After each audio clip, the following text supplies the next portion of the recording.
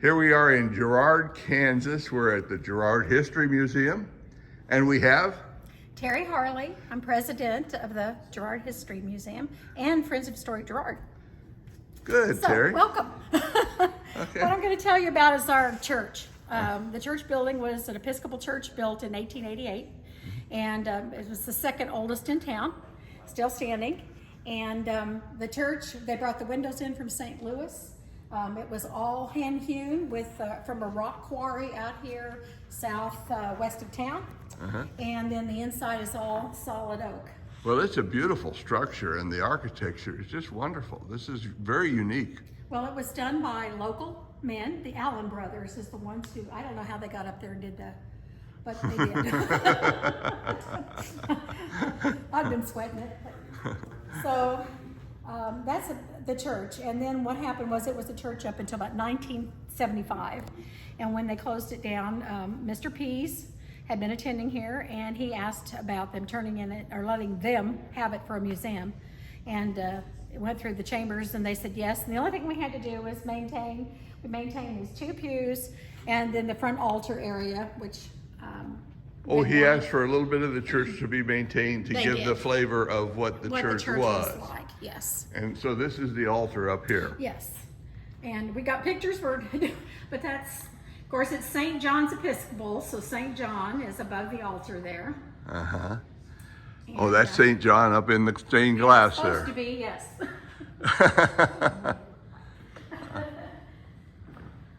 And then the organ to your right, it was given later on in 1917. It wasn't original to the church. Now, where's that? To your right here, all the pipes. Oh my goodness, that whole wall is an organ. Yes. Oh, that is a beauty. Yes, it doesn't play anymore. We did look at having it refurbished, but that was over $100,000. So it's just nice to look at. Well, it is beautiful. It was sent in here from Ohio, I think, or was where the lady lived that donated it. Oh, So that's wonderful. That was added later. Where was the keyboard for this? Over here. Over Yeah. here. Look Over at here. this. Oh, that's an amazing piece of work. Oh, look at that. So we've had people play it. Isn't that nice? Is there a name brand on this organ? Is there what? A name brand? Or is it a... You know what? It was made in, I think it was Ohio. And the organ company was only in business for a very short period of time. What was the name of it? It was the Vogel Barker Seisler Company of Marietta, Ohio.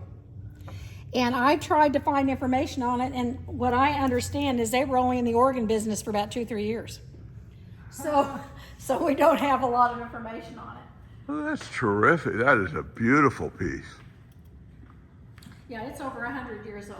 And those metal tin, all metal. metal tubes. And underneath it's full of lead lines. Originally it had a leather ballast, and they were, when you pump it, they were down in the basement area. We have kind of a cellar basement. And those have rotted out over the years, obviously, and were never replaced. So that's part of the 100,000 it would take to refurbish That's it. part of it, yes. Beautiful. And, we are handicapped accessible. We did move entrance to the back, which has a step, but if someone needed in a wheelchair, we can open the front entrance, and it is handicapped accessible to get in here. Beautiful. A lot of the things, when we took it over, were here. The quilts that are hanging on the walls. We've got more, but that's what we had room to display right now. And then, of course, we have, as every museum, we've got a military area that we need to expand because we have some uniforms that we don't have out. And then just local history, because mining history is in our area. There's just a few mining things. But Girard wasn't a mining community per se, like your other communities. Like Weir and Westminster. This is not a coal camp. No, we were considered the cultural center. We had movie houses, opera houses. We had Sauer's department store at one time. We had the electric railway started here. It would bring all the camp miners in to do their business here in town, to come in for their entertainment in Girard. So we can't claim that mining industry. We did have a or zinc mine right outside of town, but that was the only thing that was really. And you actually, they actually had zinc in the did ground have here. zinc. We had to have that reclaimed. They did a reclamation on that about 10 years ago. So we did have that, but that was about it. We've had our churches over the years. Of course, the courthouse. The courthouse had several different homes. It was in a building, a wooden building on the north side of the square. Is this here? No, it's, I don't think we have. Which one's the courthouse? This is the courthouse currently. Okay, this is the Courthouse currently. Okay, that's yeah. still there. Okay. And then the original was just a wooden. This is the first brick one. And here, this is the wooden building, and it was on the north side of the square. And that was the original courthouse. They shared that with the jail, and then that became obsolete when they built this new Victorian style, and they had it for about 30 years, but it had defects and cracks, and so they ended up having to replace it. So in 1922, 2 years after this one was torn down, then they built this, the one we have now.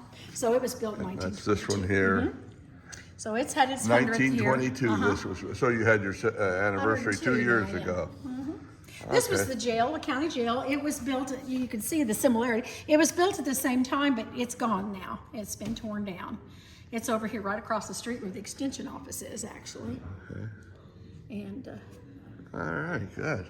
Well, you've got a lot of little things here, little yeah, these memorabilia. seats came out of our Cozy Theater. There was a Cozy Theater in Pittsburgh. The man who owned it, can't think of his name right now. Now you say in Pittsburgh? Yes, but we also had one in Girard. Okay. It was our last theater to burn. It was on the north side of the square. Part of the front of the facade is still there. You managed to get a few chairs out of Still there. see this was there, and this was part of it. And then there was part over here. So that was our Cozy Theater. And Okay. I was just 3 or 4 when we lost that one. That was our last one. Of course, we have some baseball history and ball teams around. And then The history of baseball is great, and in these small towns, you know, it was really, really amazing just how ingrained baseball is into the culture of these small towns. It is. Well, it was something everybody could pick up a stick at a ball. Yeah, but and then we have the different ball sizes too. These are wooden, but they had the balls that I don't even know how they hit them. They were so heavy, but they played with them. Well, the thing I know about baseball in these small towns was that it was the businesses picked up on it and sponsored the teams and traveled with the teams and promoted their businesses through the connections they made. Still goes on. Oh, absolutely, yeah. That's all right, yeah. And then, of course, our 2 big displays we leave out yearly. We don't change them out. Are Haldeman Joyous, which was the founder of the Little Blue Books, and Marcette Haldeman, who his wife was a writer in her own rights and had written several books. And so we leave that out. We have a lot of interest in that and a lot of interest still in the Little Blue Books. So. Excellent. And then his house is on the state register. Wayland's home, which is up north of town, is on the National Historical Register. And he was the forerunner to Haldeman Julius because he had the Appeal to Reason. So he was before Haldeman Julius, and Appeal to Reason was not Haldeman Julius's publication. It was J.A. Wayland. J.A. Wayland and the Appeal, and he came and built the Appeal building. You see people on top there, I don't know. And then we had the largest printing presses in that building west of the Mississippi. Oh my, look at that there. Yeah. And so that was quite a feat in itself at that time. He also did various things, like up here he was doing nutrito, so he was taking like coffee. He was making nutrito was a coffee out of soy beans. I see. And he had different things that he was working on and doing. The Waylands lived here a long time. I knew his son Walter when I was, he lived down the street. And so we would have ice cream socials at the church, and his son Walter was a character. And he would come down and he'd sing and dance and come to our ice cream socials. But he had little gift shops and was quite the author in his own right. So very nice, very nice. Of course, our school display. I wish that the light would work, but we've tried to get lights. We can't keep them on. The batteries just don't. Try to light our displays. We'll do something different someday. I just think that throughout Southeast Kansas, the museums do a wonderful job, and you do as well. It's just a wonderful place. I really enjoy this. And then this is a new case we've got, so we're working on getting it up and running, and we've got, I don't know if it's here, Zettles Bakery. If anybody grew up around here, they Models. Zettles Bakery, and we are going to do a display for that. We've got a lot of things. And that was here in town, Zettles? Yeah, oh yeah, it was on the north side of the square. Had the best donuts. It's the only place I ever ate so many donuts as a kid. I got sick. My aunt told me I could have whatever I wanted, and I just kept going. I want donuts. Who doesn't want donuts? These are beautiful. I love models. And look at this here. Do you know anything about these models? My sister had the Stagecoach. I'm not sure exactly. She donated it, what that was for. She's was history buff up at her school, so she had models are a huge part of the history culture. Making models. This here is the Cato School. And where was the Cato School? Well, it was up here north of, let's see, Bone Creek. If you know where Bone Creek Reservoir is now. Sure, up north of here. It was north and east, and they still have activities up there about twice a year. They have it open. I've lost several of their buildings, but they do have the school. And it seems like there's one other building. I haven't been Play up with there in a while. matches. What, this is made from Yeah, matchsticks? isn't that something? The whole thing's made from matchsticks. That's wonderful. Yeah, yeah. All right, local man crafts replica of Cato Schoolhouse using 5,000 matchsticks. Absolutely. Isn't that something? And my sister, we brought this up there because we had the kids come in here a while back, and from the school. And of course they were trying to guess it was this or it was that. So she had laid one here, and they still didn't know. I don't know, a lot of children today don't know what a matchstick is. That's true. And so she laid it there to say that's what it is. It's a matchstick. And But you can see in this structure, you can see the individual sticks as they're wonderful. Very nice. And this is just a barn here, yeah. Very nice. All right. I don't know what else. We've got the Crawford County Fair. I like this wall here. This is really very nice, this wall here. What is We have a this? lot of unidentifiable pictures. And we felt like this wall gave a good variety. We were, think, oh, you're a northern state. But we had a lot of black people in Girard, and sweet, sweet people that gave their time, and pastors. And so we don't really know. We can't identify It's almost who they are. universal that in the West, that there were more blacks than are represented currently in the Yeah. history that is told of the West. There were lots of black There people were. all throughout. The cowboys, the word cowboys came from the presence of blacks and in the cattle industry, and and that's why they called them cowboys. Cowboys. It was, it's sort of a slur, really, but well. that was at least the story I heard lately. Well, when we were going through the pictures, we wanted to put some up, and hopefully they could somebody come in and say, "Oh, that's my aunt," or that's. But that's why they're there. Just kind of a lot of those pictures we found. Oh, and there are now. Are these all blacks in this tree? No. No, but there are quite a few Quite a black few. families, aren't there? Yeah. It's hard to put together the history of blacks here because it was erased, and it wasn't covered in the newspapers. Well, and- Even obituaries often didn't cover Yeah. the deaths Glenn of blacks. family, I think, was he the pastor? They had a Black Baptist church. We had the Cornerstone out here. I took a picture of Okay, that. Yes. And that was just down from the library, and a lot of them went to church there. Great, like I said, the Glenns were great people. I knew them. Sawyers were good people. We knew them. Just great people. My It's dad, difficult with all the reflection. It's always difficult Oh, it's in hard, museums to yeah. get pictures without reflections. and our saddle was donated by this man, and the saddle isn't this over 100 years old now? Yes. I think, yeah.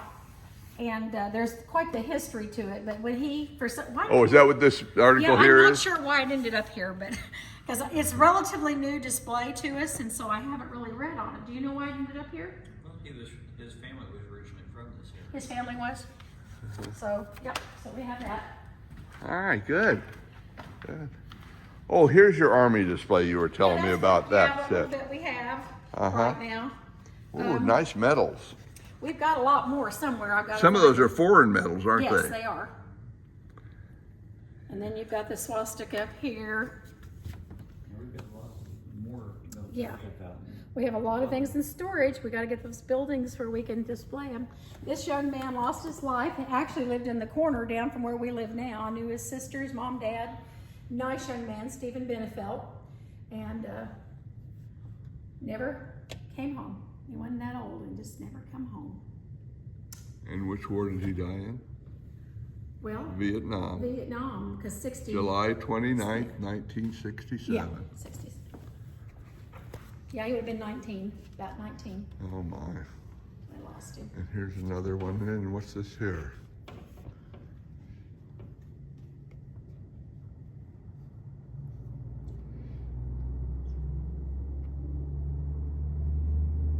All right.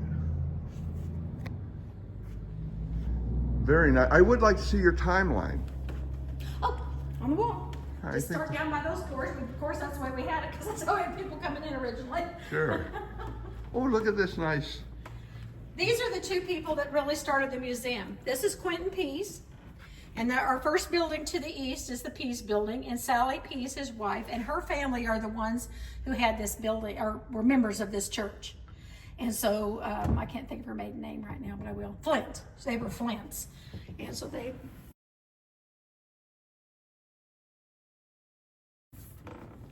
One for them, we probably wouldn't be here today. And Hopefully we'd be we started somewhere. here with the founding in 1868. They tried to settle here a little before that, but it was Cherokee neutral land. That's right. It And wasn't so- allowed. Nope, they wouldn't allow, they'd run them out. And so eventually, when the railroad got rights to come through, then they started building along the railroad. And that's what happened for us, really. And 1868, would that be the time that you were incorporated as a city? Yes, Okay. he came in and on his horse Bob, and he shot a deer right up here about where the courthouse is. And he put a stake in the ground and called it Girard, Kansas, after his home state, or his hometown of Girard, Illinois. Okay. No, I'm sorry, Pennsylvania. Girard, Pennsylvania. Girard, There Pennsylvania. is a Girard, Illinois, but he was from Pennsylvania. Girard Press ends operations, and that was in 1869? That's That's when it started, and then Oh. it ended, when was it last? 209, yeah. So we had it for almost 150. so it was going until 2009. Yes. It was so And this sad. was a I worked hotbed there. of liberal thought and free thinking and all of that up till. Yeah. And there were Well, see, the Girard Press didn't want the appeal to reason here. Actually, the appeal when he first started was burnt out, and they not burned completely out, I guess, but was burnt. And he built back. He was determined to stay. And actually, after people got to know him and his family, they really liked the Whalens. all right, 1873, the first county fair. And John and Ann Higgy moved to Girard in That's where the Whalen home 1883. is. He bought their home. The Whalen home is up there, and they had built that home, Victorian home. It's a beautiful home. There was 5 of them originally built, and I think there's 4 left. 3 left? 3 or 4. I can't remember. I have to go up and look. Now this is his This is Alice Haldeman, and her daughter is who Haldeman married. She was who Haldeman Julius married. He was Emmanuel Julius. When he came to Girard and married Haldeman, he changed his name and hyphenated it. They were a modern family to Haldeman Julius, isn't but that he was great? actually Emmanuel Julius, and he was Jewish. His Field of background was Reason, Jewish. 1887. Girard Public Library was built in 1906. We were the smallest city in the world, basically, to have a Carnegie Library. And that was because Anna, the Haldeman lady, and the Adams lady were sisters. And Jane Addams from the Hull House in Chicago was good friends with Carnegie. And she convinced him that he should put one here, and so we got one. I love the program on the History Channel. It's the men who built America, and it started off with the I wish I knew more right off the top of my head, but but Carnegie was one of them, and he gave up his business. He sold to J.P. Morgan and got $400 and something million, and just did charity from then on. He did. He still was has a disillusioned with the entire capitalist getting money and richer, and took a price and got out. We were the first company west of the Mississippi to have a aerial navigation company, airplane factory we call it. Henry Lawrence Cole came here. He was a socialist. He wanted to build a plane and take him to Chicago to the socialist meeting. But the plane never got off the ground. He was supposed to take, I think, a delegation of 8. That was the original plane. And then later on, he did build a smaller plane, and it did actually fly. They said that if he and the Wright brothers had met up sooner, we would have had flight sooner, because he was very, very good with the motors or engines. And that the was Wright their brothers problem. had the aerodynamics. Aha. So, yeah. And then in 1915, Emmanuel Julius, and this is Haldeman's dad? No, that's Emmanuel. Oh, that is Emmanuel Julius, when he That came to is Girard. Haldeman Julius. He changed his name He to changed it to Haldeman. Yeah, Oh, he took okay. her maiden name, Marcette Haldeman, and that was Haldeman Julius. Very nice. But his folks were Russian Jewish immigrants that fled Russia and came, and he was a bookbinder in Philadelphia, his folks. That was our first hospital. Well, actually it wasn't. It was our first brick hospital. Mr. Barker, that this organ was donated to, he had a house up here where the post office stands. And that was actually our first hospital. It was a big, beautiful home. And then that was the second hospital. And of course, now we have our third. I'm doing this in such a way, I'm hoping that people watching can pause and read some of these things. That's good. they're not going to be able to read it all, but they can get some of it. The first little blue books were in 1919. Yep.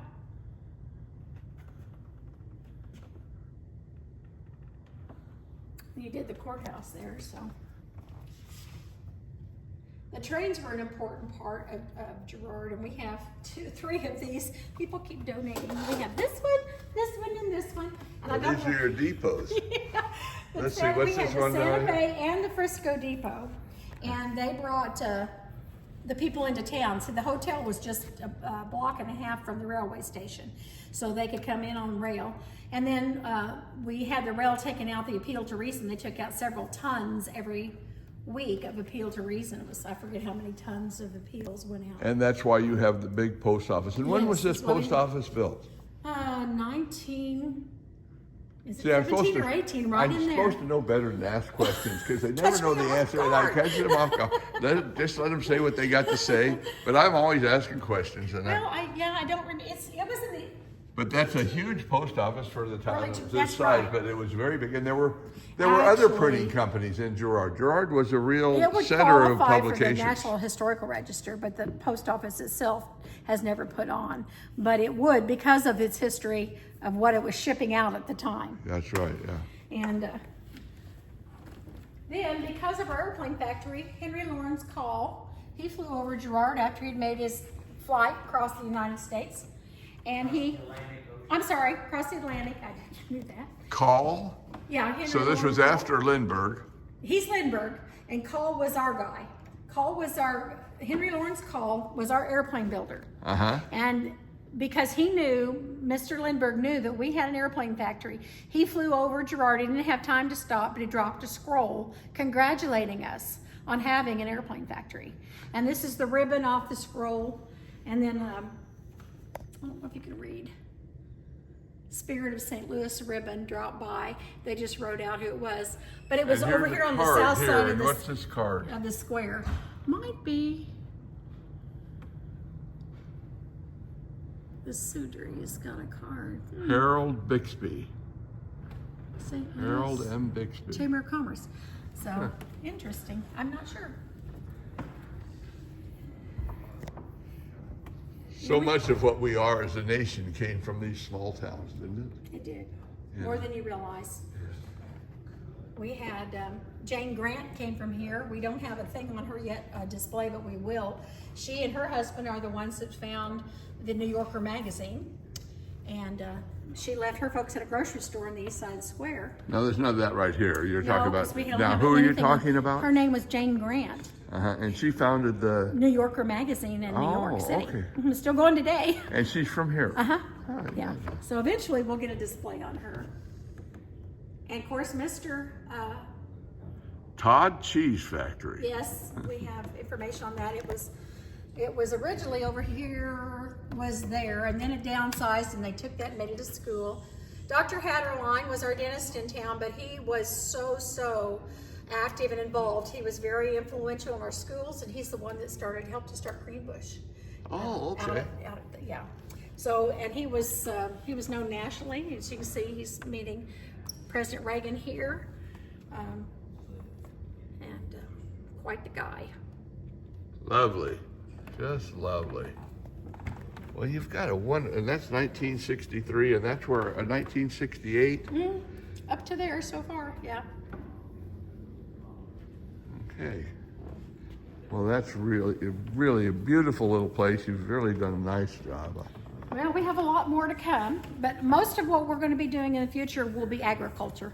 We've got cedars, a lot of some plows and things like, but we just haven't had the opportunity to get it cleaned up, to get it organized yet. And so that's what we're working on. Our next building over, we're going to have an office in there, and we're going to start getting displays set up in there. But we'll kind of hit the agriculture area.